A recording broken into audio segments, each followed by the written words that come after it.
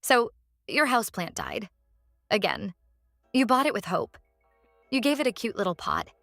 Maybe you even named it something like Fernando or Leif Erikson. And now it's sitting in the corner looking like it lost a fight with climate change. But don't worry. Today we're going over the top 10 reasons houseplants die, how to spot the problem, and how to actually keep your plants alive longer than a loaf of bread.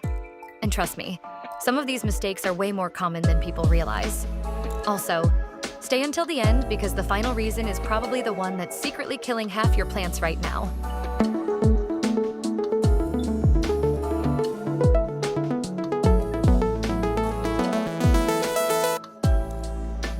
One, overwatering. Starting with the undisputed heavyweight champion of plant murder, overwatering. People think plants need constant water because, well, they're plants. But roots actually need oxygen too. If the soil stays soaked all the time, the roots basically suffocate and rot, which means your plant is drowning while you're lovingly trying to help it. That's like force-feeding someone soup 24 hours a day because you care about them. The signs of overwatering: yellow leaves, mushy stems, drooping even though the soil is wet, tiny flying bugs called fungus gnats. And here's the evil part. Overwatered plants often look thirsty, so people water them more. That's the botanical equivalent of putting out a grease fire with gasoline. Tip: stick your finger into the soil before watering. If it's still damp a couple inches down, leave it alone. Your plant does not need emotional support watering. 2. Underwatering. Now let's talk about the opposite problem. Forgetting your plant exists for 3 weeks.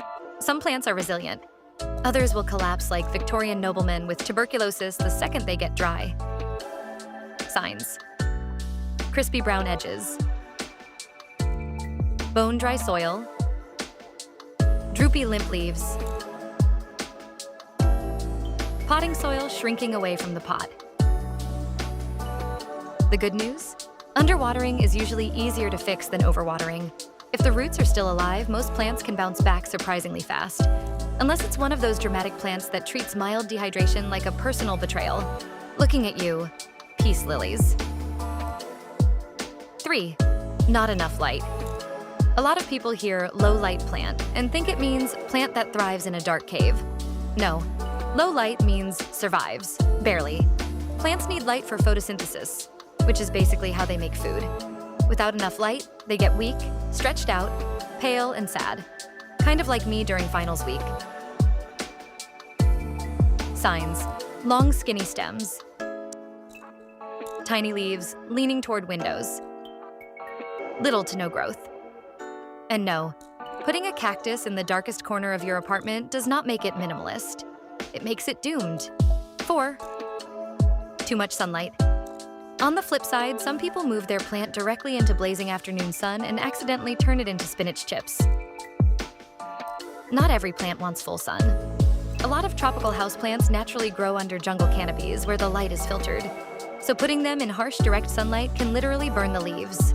Signs: bleached patches, crispy scorch marks, curling leaves.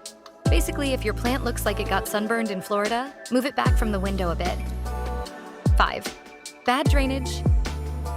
Decorative pots are dangerous. There, I said it. Some of these pots have no drainage hole at all, which means excess water has nowhere to go.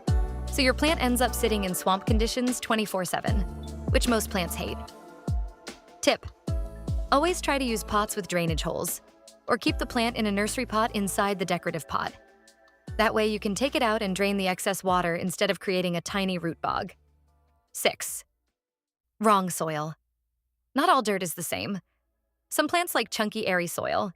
Some like moisture-retaining mixes. If the soil is too dense, roots stay wet too long. If it drains too fast, the plant dries out immediately. Succulents especially hate heavy, compacted soil. You can't just plant everything in mystery dirt and expect success. That's like feeding every animal the same food and hoping for the best. Oh, your goldfish died eating steak? Weird. 7. Temperature-stressed plants can be surprisingly dramatic about temperature. Cold drafts from windows, blasting heaters, air conditioners, all of these can stress plants out, especially tropical plants. Signs: sudden leaf drop, Blackened leaves wilting after temperature changes. If you wouldn't want to sit in front of an air conditioner wearing a wet shirt, your tropical plant probably doesn't either. 8. Low humidity. This one gets a lot of people during winter. Indoor heating dries the air out hard. Meanwhile, tropical plants are sitting there like, "Excuse me, where is my rainforest?" Signs: brown, crispy tips, curling leaves, dry edges. Some plants genuinely need extra humidity, especially Calatheus ferns, certain palms. Meanwhile, snake plants are basically immortal and could probably survive on the moon. 9. Pests. Tiny bugs can absolutely destroy a healthy plant.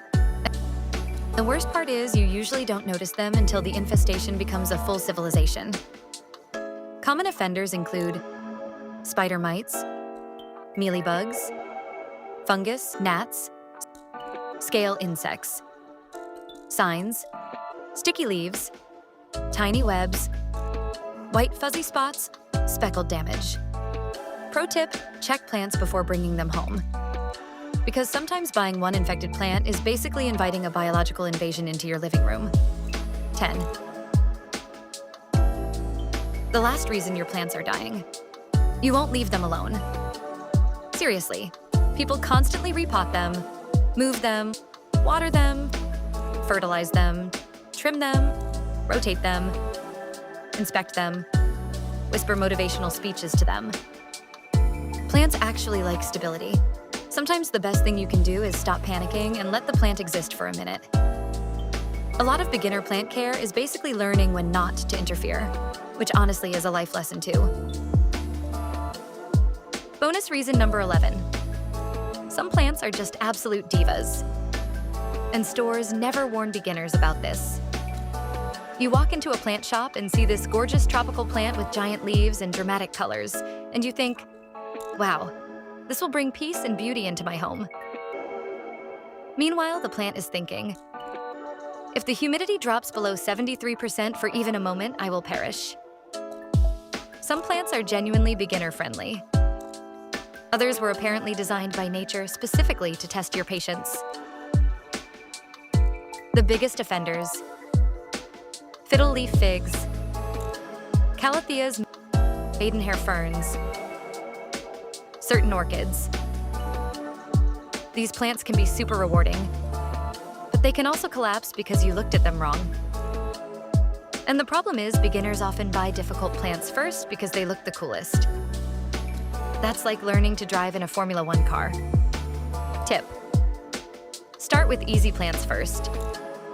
Pothos, snake plants, ZZ plants, spider plants. These plants are forgiving, adaptable, and significantly less emotionally unstable. Once you can keep those alive consistently, then you can move on to the botanical drama queens. And honestly, sometimes the secret to being good with plants is just choosing plants that are good with you. So to recap, the biggest plant killers are overwatering, underwatering, bad lighting, poor drainage, wrong soil, temperature stress, low humidity, pests, and caring too much. If you've accidentally killed a plant before, congratulations, you're officially part of the club. Nobody becomes a good plant owner without creating at least one accidental compost pile first. So don't give up. And honestly, if your snake plant dies, that one might actually be on purpose. If you enjoyed the video, leave a comment telling me which plant you've killed the fastest. I genuinely want to know how bad it got. And if you want more videos like this, hit subscribe and stick around. Thanks for watching, and good luck keeping your leafy roommates alive.